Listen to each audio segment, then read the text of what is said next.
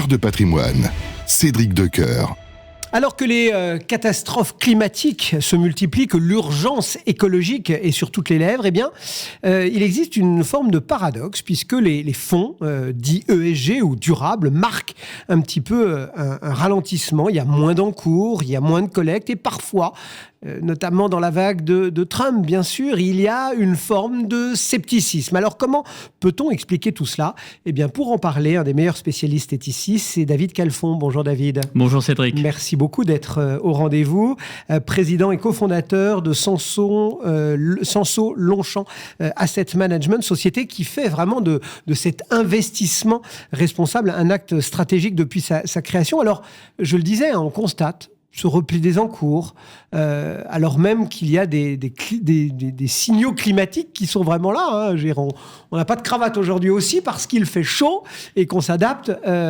Comment est-ce qu'on explique ce recul ? C'est juste, je le disais, un peu momentané parce qu'il y a Trump, parce qu'il y a toutes ces questions-là qui nous disent attention peut-être, que faut-il en penser ? Est-ce que c'est conjoncturel ? Est-ce que c'est structurel ? Comment vous sentez les choses un peu ? Alors, à mon avis, c'est conjoncturel. Et j'ai même envie de dire, ça ne peut être que conjoncturel, tellement les défis sont grands et visibles aux yeux de tous. En revanche, moi, je ferais bien une petite différence entre l'investisseur particulier et l'investisseur institutionnel. D'accord. L'investisseur institutionnel, lui, il n'a jamais été autant engagé. Donc, il n'y a pas de changement, il n'y a pas de retrait de ce côté-là. Donc, les pros s'y sont mis et ils y restent. Oui, et souvent, n'oublions pas, parmi les gros institutionnels, nous avons souvent des compagnies d'assurance qui assurent ce risque, qui sont au premier rang de ces impacts. Eux, ils se rendent compte de Donc, ils le vivent au jour le jour. Donc, de ce côté-là, il n'y a pas de sujet. Les particuliers, c'est une autre histoire. Ils ont été un petit peu perdus par la réglementation. Comme vous le savez, toutes les réglementations se sont mises en place avec des errements, une première version, une deuxième version, des fois une troisième version de la même réglementation. J'ai envie de dire, l'offre a manqué de clarté réglementaire, elle a manqué de lisibilité, elle a même été complexe de temps en temps, portant le flanc un peu à la critique et au manque de lisibilité. Oui, c'est vrai, on a l'impression, article 9, SFDR... Taxonomie, ouais, alors déjà ce mot-là, moi, je le comprends en anglais, mais quand on le traduit, quand on le transpose en français, on a l'impression que c'est encore une histoire d'impôt, alors qu'en fait, pas du tout. Voilà, il y a eu toutes les questions de greenwashing, etc. C'est vrai que les épargnants, ils sont un peu paumés, non ?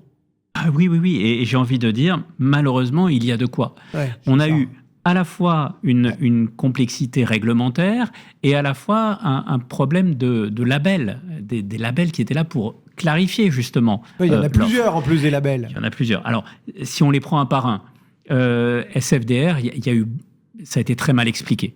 Très peu de pédagogie à ce sujet-là, notamment autour de tout ce qu'on appelle article 8, où tout d'un coup, les gens se sont dit que l'article 8, c'était vraiment très ISR, alors que pas tant que ça. C'est un bon niveau, c'est une première étape nécessaire, indispensable. Le Saint Graal étant l'article 9, qui lui est carrément extrêmement impactant, etc. Et du coup, ça a donné lieu à de l'incompréhension et du coup des soupçons de greenwashing, en disant « mais je ne comprends pas, comment ça, il y a du Total dans mon portefeuille, que se passe-t-il ?» etc. Donc, ça a vraiment été un problème. Et la bonne nouvelle, c'est que justement, la réglementation SFDR est en train d'être revue. Et aux articles 6, 8, 9, un peu rébarbatifs, vont se substituer des catégories qui vont être beaucoup plus lisibles, qui vont dire... Donc on va mieux comprendre ce qui se passe dans le fond. Voilà. Deuxième point, le label d'État ISR. Il a été critiqué. Il a été critiqué parce que pas assez exigeant par rapport à ses concurrents européens, etc. Nous avons, depuis le 1er janvier 2025, et le public ne le sait pas assez, nous avons une nouvelle version du label d'État ISR, la V3. Cette V3, elle est très exigeante. Elle doit redonner ses lettres de noblesse. Les pourcentages, voilà, exactement. Elle va redonner ses lettres de noblesse au label. Et j'espère qu'avec ça, on va repartir sur des bases un peu plus saines. Est-ce que finalement, ça ne va pas devenir, en quelque sorte, une préoccupation ou une question essentiellement européenne ? Parce qu'on voit qu'aux États-Unis, là, il n'y a pas de problème de label, il n'y a pas de problème d'article, il y a juste un problème, entre guillemets, c'est que le sujet est ultra politisé. Ça veut dire que il peut y avoir des questions de rejet idéologique de ces considérations dont on voit encore, je le dis avec cette vague de chaleur, dont on voit la concrétude au quotidien. Alors, aux États-Unis, il n'y a aucun doute sur la politisation du sujet. Mais il faut voir aussi qu'aux États-Unis, il y a aussi une grande tradition de philanthropie. Et les investisseurs aux États-Unis ont envie de nous dire, attendez, on ne va pas mélanger les sujets. Si je veux faire du bien, je donne de l'argent. C'est de la philanthropie, c'est séparé. Si je veux faire du business, voilà, je suis en bourse, je m'en fiche de tout, je veux juste avoir la meilleure des performances possibles. Et c'est là où il y a un paradoxe, parce qu'en Europe, on n'a pas du tout ce même point de vue. L'Europe, c'est le berceau de l'investissement socialement responsable, donc le sujet n'est pas encore engagé. J'ai envie de dire que, du moins c'est la manière dont on le voit chez Sansot, on se retrouve avec comment dire, tout ce qui touche à l'ISR, c'est beaucoup plus que de la réglementation, c'est tout simplement de la gestion du risque. Et c'est ça qui est véritablement important.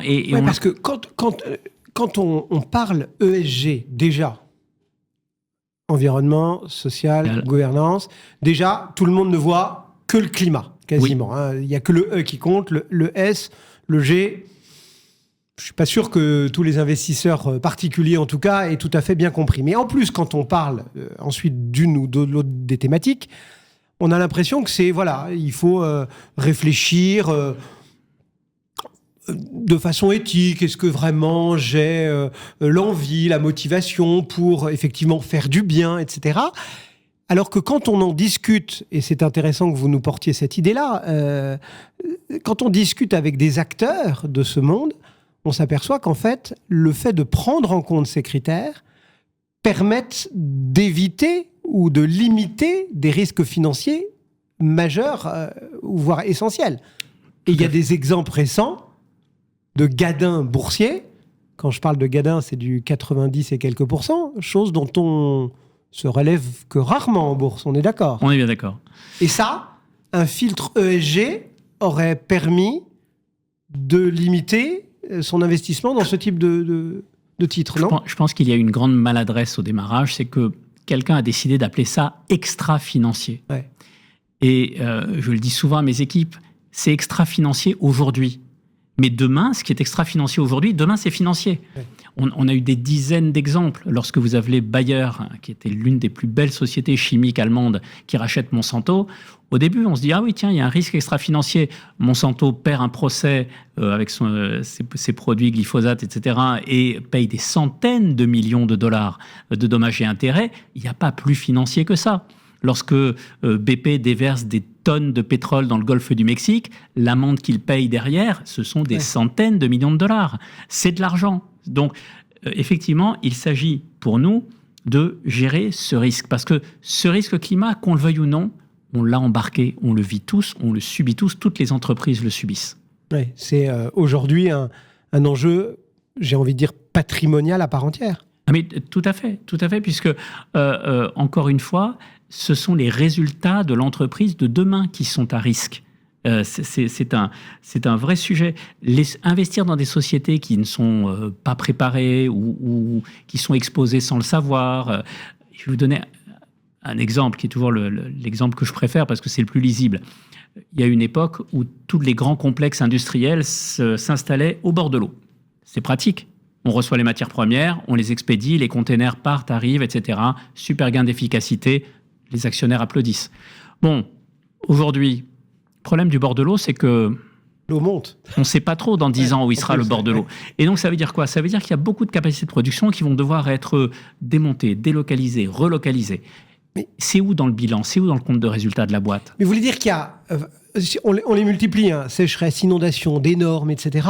Ça veut dire qu'en fait, les sociétés, j'ai envie de dire presque malgré elles, sont de plus en plus exposées ou soumises à ces contraintes, à ces risques climatiques, et que les modèles avec lesquels on les ausculte aujourd'hui ne les prennent pas en compte?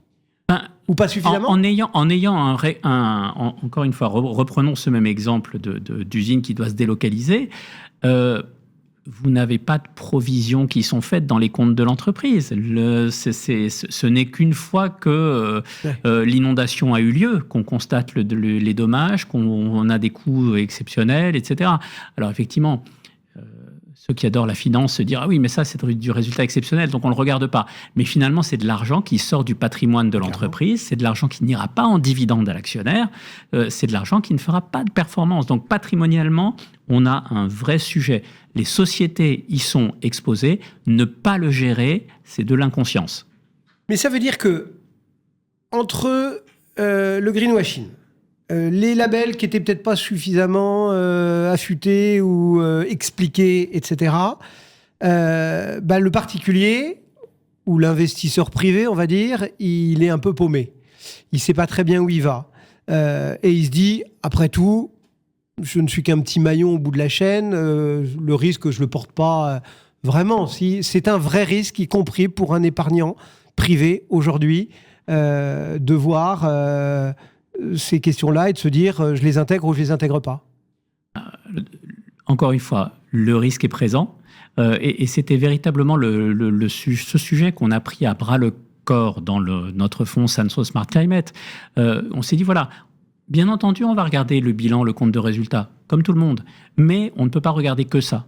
Il faut qu'on regarde est-ce que les sociétés sont exposées ou pas au risque climat, et si elles le sont, est-ce qu'elles sont en train de mener une politique proactive d'adaptation ?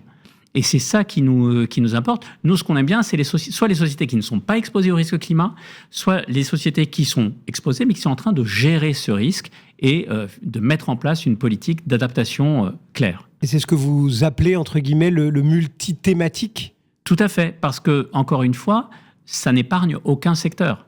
On peut regarder entre une société automobile et une autre, on peut regarder entre une boîte de software et une autre, ça touche tous les secteurs parce que, encore une fois, c'est une thématique qui est universelle. Les incendies peuvent se déclencher un peu n'importe où. Les tempêtes, on a bien vu quelque temps en plein Paris des arbres qui sont arrachés, brisés etc. comme des foutus de paille. Ouais. Exactement. Ça peut empêcher une entreprise de tourner sans prévenir. Du coup, qu'est-ce que vous sentez qu'ils recherchent quoi, nos investisseurs, qu'on va qualifier, c'est un bien grand mot, mais qu'on va qualifier de responsables aujourd'hui, quand vous discutez avec eux, parce qu'il y a bien évidemment cette question de s'épargner quelques risques et donc de préserver son capital, mais il y a aussi la question de l'impact. Il y a la question, puisqu'on a parlé de greenwashing, de la clarté. Puis il y a la question aussi quand même du rendement. C'est de dire, d'accord, mais si je fais attention à tout ça, est-ce que finalement je vais pas gagner moins d'argent ? Donc il y a quand même beaucoup de questions là-dessus. Qu'est-ce que vous privilégiez finalement chez Sansot pour aller leur dire, vous inquiétez pas, tout va bien se passer ? Alors je pense que ce que recherchent les investisseurs, en tous les cas ceux que nous rencontrons, ils veulent de la clarté, de la crédibilité et de l'authenticité. D'accord. Voilà, c'est à peu près ça. Clarté, ils veulent un process transparent. Ils veulent qu'on leur explique, qu'on soit honnête avec ce qu'on peut faire. Il ne faut pas dire « acheter ce fonds, ça va sauver la planète ». C'est pas vrai. C'est pas le sujet. Le sujet, c'est acheter ce fonds. Dans ce fonds, vous avez des sociétés qui ont anticipé ce risque climat, qui vont être moins affectées que les autres par le risque climat. Et donc, sur le long terme, au fur et à mesure que ce risque climat va se matérialiser, ces sociétés vont mieux s'en sortir que les autres. Voilà. De l'authenticité aussi. Ça fait depuis 2016 qu'on travaille sur ces sujets. Pour certains de mes collaborateurs, depuis bien plus longtemps que ça, ils veulent sentir que l'équipe ne fait pas ça parce que l'équipe marketing leur a dit que c'était bien. Il fallait coller une passive verte. Exactement. Il faut un peu y croire. Moi, je fais souvent rire mes clients en leur disant que petit, j'aimais bien les westerns. Le western, à la fin, c'est le gentil qui gagne. Et je ne peux pas concevoir être dans un monde où une société qui se comporte comme un voyou, que ce soit sur le point de la gouvernance, sur l'impact sur le climat, la manière dont il traite ses collaborateurs au niveau social, je ne peux pas imaginer qu'on se comporte n'importe comment et qu'on ne soit eux qui gagnent. Ouais. Voilà, et qu'on ne soit pas rattrapé par la patrouille un jour ou l'autre. Bon, j'aime bien demander un petit tips, un petit message clé en quelques mots que l'acteur patrimonial que j'ai la chance d'interviewer puisse glisser à l'oreille de l'auditeur ou du téléspectateur qui nous écoute et qui nous regarde ce matin. Voilà, si l'auditeur, vous avez compris dans son propos, il veut du sens, il veut de la perf, mais il veut aussi protéger son patrimoine, qu'est-ce que vous lui dites ? Je pense que c'est important qu'il comprenne que le climat, c'est un véritable risque financier. Ça, c'est vraiment le point clé à comprendre. Extra-financier. C'est pas extra-financier. C'est un risque à part entière pour les entreprises. Lorsque ces risques sont correctement identifiés et bien intégrés à la gestion du portefeuille, ça contribue à protéger les investisseurs et leur patrimoine. Merci beaucoup David. Merci Cédric. D'avoir passé ces quelques petites dizaines de minutes ensemble sur Radio Patrimoine. David Calfon, président et cofondateur donc de Sanso Longchamp Asset Management, de la conviction ce matin sur l'antenne de Radio Patrimoine. Merci beaucoup et à très vite. À bientôt. Et nous on poursuit bien évidemment Cœur de Patrimoine. Cœur de Patrimoine, Cédric Decoeur.